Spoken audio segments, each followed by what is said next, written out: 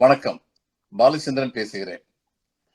நம்முடைய உள்துறை அமைச்சர் அமித்ஷா நியூஸ் 18க்கு ஒரு பேட்டி கொடுத்திருக்கிறார். அதுல 2 முக்கியமான விஷயங்கள பத்தி அவருடைய கருத்துக்கள சொல்லியிருக்காரு. ஒண்ணு வந்து என்ன சொல்லியிருக்காருன்னா, எதிர்க்கட்சிகளுக்கு இஷ்யூவே இல்ல. நாணயமின்மைன்னு எங்கள பத்தி ஏதாவது பேச முடியும்னா, கொள்கை ரீதியா அவங்க பேசலாம். ஆனா அப்படி பேசாம, அவங்க வந்து இப்ப தனிப்பட்ட முறையில பிரதமர தாக்குறாங்க. டெமோக்ரஸியவே வந்து பலவீனப்படுத்திக்கிட்டு இருக்காங்க.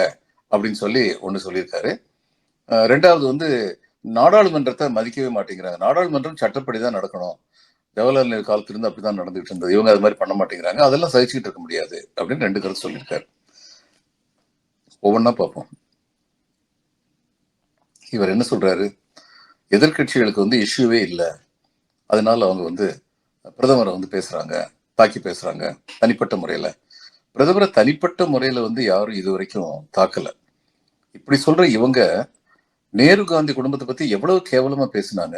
சோனியா காந்தியை பத்தி எவ்வளவு கேவலமா பேசினாங்க. அப்படிங்கிறதுல இங்க நம்ம வந்து பேச முடியாத சொற்கள்ல வந்து அவங்க பயன்படுத்தினாங்க. இவங்களுக்கு வந்து மத்தவங்களை பத்தி இப்படி பேசுறதுக்கு வந்து அருகதையே கிடையாது.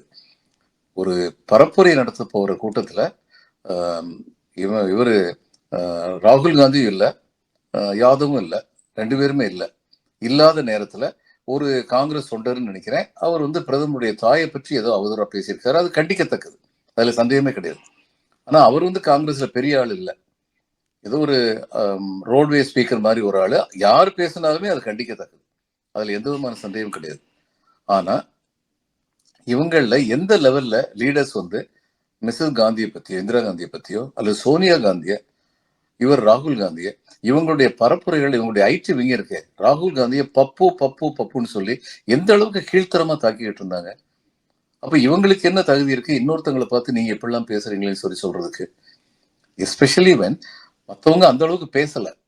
ராகுல் காந்தியோ, பிரியங்கா காந்தியோ, கார்கேயோ மோடி மேல வந்து தனிப்பட்ட தாக்குதல்கள் எதுவும் நடத்தல. அவருடைய தாக்குதல்கள்லாம் பிரதம மந்திரிங்கிற முறையில நீங்க இந்தியா முழுமைக்கு சொந்தமானவரா இருக்கணும். அப்படி இருக்கா இல்லாம இருக்கிறீங்க. அது தவறுன்னு சொல்றாங்க. இதுல என்ன தவறு இருக்க முடியும்? அதுக்கப்புறம் இவர் சொல்றாரு, இது ஊழல்னு சொல்லி ஒண்ணுமே எங்க மேல சொல்ல முடியல. அதனால இவங்க வந்து தனிப்பட்ட முறையில பிரதமர் தாக்குறாங்க அப்படின்னு சொல்லி சொல்லியிருக்காரு. இப்போ வியாபம் ஊழல்னு ஒன்று இருந்தது மத்திய பிரதேசத்துல. அது பல பேர் வந்து அது சம்பந்தப்பட்டிருந்தாங்கன்னு சொல்லி செய்திகள் வந்த வண்ணம் இருந்தன. ஆனால் அந்த செய்திகள் அப்படியே அமுக்கி விடப்பட்டன. முறையான விசாரணை நடக்கவே இல்லை. 7 லட்சம் கோடி அளவுக்கு வந்து இதுல வந்து திட்டங்கள் செயல்நாக்கப்படுத்துறதுல வந்து முறைகேடுகள் இருந்திருக்கு அப்படின்னு சொல்லி சிஏஜி வந்து ரிப்போர்ட் பண்ணாரு. அதை பத்தி இவங்க இன்னும் கீழே உள்ளவங்களுக்கு இந்த சிஏஜி ரிப்போர்ட்டுக்கு பதில் சொல்லுங்கன்னு சொல்லி கூட அந்தந்த துறைகளுக்கு இவங்க வந்து கேள்வி அனுப்பல. அரசுடைய நடைமுறை என்னன்னா, ஒரு சிஏஜி ரிப்போர்ட் ஒன்று வந்துருச்சுன்னா அந்த ரிப்போர்ட்ல வந்து கிரிட்டிக்கலா ஏதாவது அம்சங்கள் இடம்பெற்றிருந்தால் அதை பற்றி உடனடியாக சம்பந்தப்பட்ட துறை வந்து அலசி ஆராய்ந்து பதில் அனுப்ப வேண்டும் அரசுக்கு. இவங்க 7 லட்சம் கோடி தவறுகள் நடந்திருக்கு, முறைகள் நடந்திருக்கிறதுக்கான வாய்ப்புகள் நடந்திருக்கு அப்படின்னு சொல்லி சிஏஜி சொன்னாரு. அதை பத்தி இவங்க என்ன நடவடிக்கை எடுத்தாங்க? பிரைம் மினிஸ்டர் இது ஃபண்ட் ஒன்று வச்சிருக்கிறாரு. அந்த ஃபண்டு வந்து பிரைவேட் ஃபண்டுன்னு சொல்லிட்டாங்க. அந்த ஃபண்டுக்கு வந்து பணம் வாங்கினது அத்தனையும் அரசு பொதுத்துறை நிறுவனங்கள்கிட்ட. இவங்க எம்பியுடைய 3 மாசம் சம்பளத்தை கட் பண்ணிட்டாங்க. இந்த கோவிட் சமயத்துல அவங்களுடைய சம்பளத்தை பெற்று கட் பண்ணாங்களா? கட் பண்ணாங்க. அந்த சம்பளம் வந்து பொது பணத்திலிருந்து வந்தது இல்லையா? தனிப்பட்ட ஒரு மனிதருடைய சம்பளம் இல்லையா? அது மட்டும் இல்ல. இல்ல சம்பளத்தை கட் பண்ணல. அந்த இது எம்பி லேட் ஸ்கீம்னு ஒன்று இருக்கு.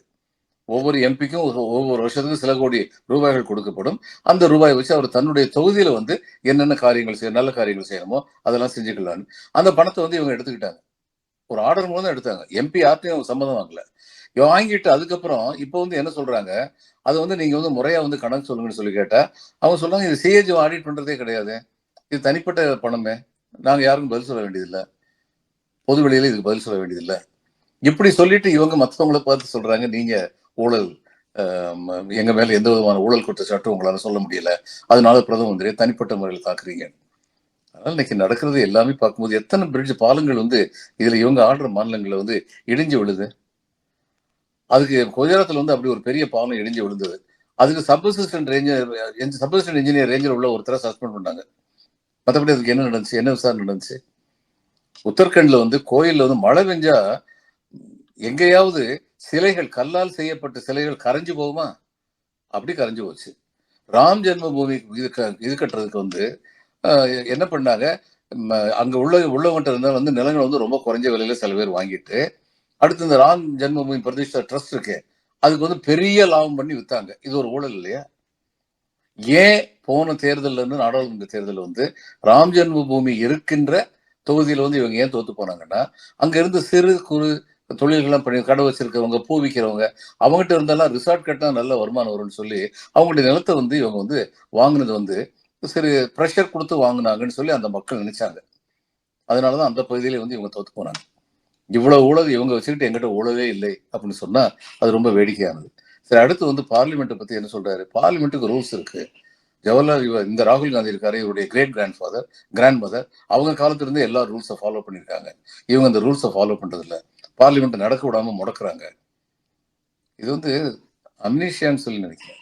ஏன்னா இவரு அத்வானி அவர்கள் வந்து எதிர்கட்சி தலைவராக இருந்தபோது தொடர்ந்து நாடாளுமன்றத்தை நடக்க விடாமல் முடக்கியது இவர்கள் தான். இன்னைக்கு காங்கிரஸ் செய்யலன்னு சொல்ல வரல. இதுல வந்து இவங்க 2 பேருக்கு இடையில வந்து ஒரு உடன்பாடு வரணும். எதிர்ப்பை தெரிவிப்பது எப்படி தெரிவிப்பது? நாடாளுமன்றத்துடைய வேலை செய்யும் நாட்கள் குறைக்கப்பட்டு விடக்கூடாது அப்படின்னு இவங்க 2 பேருக்கு இடையில ஒப்பந்தம் வரணும். அதை விட்டுட்டு இவங்க செஞ்சதெல்லாம் மறந்துட்டு, இவங்க எத்தனை நாட்கள் வந்து முடக்கி வச்சிருந்தாங்கிறத மறந்துட்டு, இப்ப பாராளுமன்றத்தில் வந்து ரூல்ஸ் படி நடக்கணும் அப்படின்னு ரூல்ஸ் பேசினா, பாராளுமன்றத்தில் எல்லாரையும் 146 பேரோ என்னமோ போன இது நாடாளுமன்றத்துல சஸ்பெண்ட் பண்ணி விட்டுட்டு, மீதி இவங்க ஆளுங்களை மட்டும் வச்சுக்கிட்டு எல்லா ஆக்டையும் பாஸ் பண்ணாங்க. இதான் நாடாளுமன்றமா? இதுதான் ஜனநாயகமா? ஜனநாயகம்ங்கிறது எல்லா சட்டங்களும் எல்லா ஆளுங்கட்சி உறுப்பினர்கள், எதிர்கட்சி உறுப்பினர்கள் எல்லாரும் இருக்கும் பொழுது அந்த பில்லை வந்து ப்ரப்போஸ் பண்ணணும். அதன் மேல விவாதம் நடக்கணும். அதுக்கப்புறம் வந்து அந்த பில் பாஸ் பண்ணப்படணும். எப்படி இவங்க தான் பாஸ் பண்ண போறாங்க, இவங்ககிட்ட தான் மெஜாரிட்டி இருக்கு. விவாதத்துக்கு ஏன் பயப்படுறாங்க? ஏன்னா விவாதம் வந்து பார்லிமெண்ட்ல வந்து ரெக்கார்ட் ஆகும். It becomes permanent record. நீங்க செஞ்சது தவறுன்னு சொல்லி எதிர்க்கட்சி சொல்லி இந்தந்த காரணங்களினால் இந்த மசோதாவை நாங்கள் ஆதரிக்கவில்லைன்னு சொன்னாங்கன்னா, it becomes a part of the permanent record of the parliament. அதுக்கு பயப்படுறாங்களா?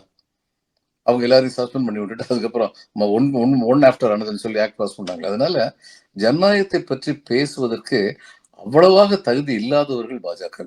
இவங்க வந்ததுல இருந்து 2014 இருந்து இன்னைக்கு என்ன நடந்துட்டு இருக்கு?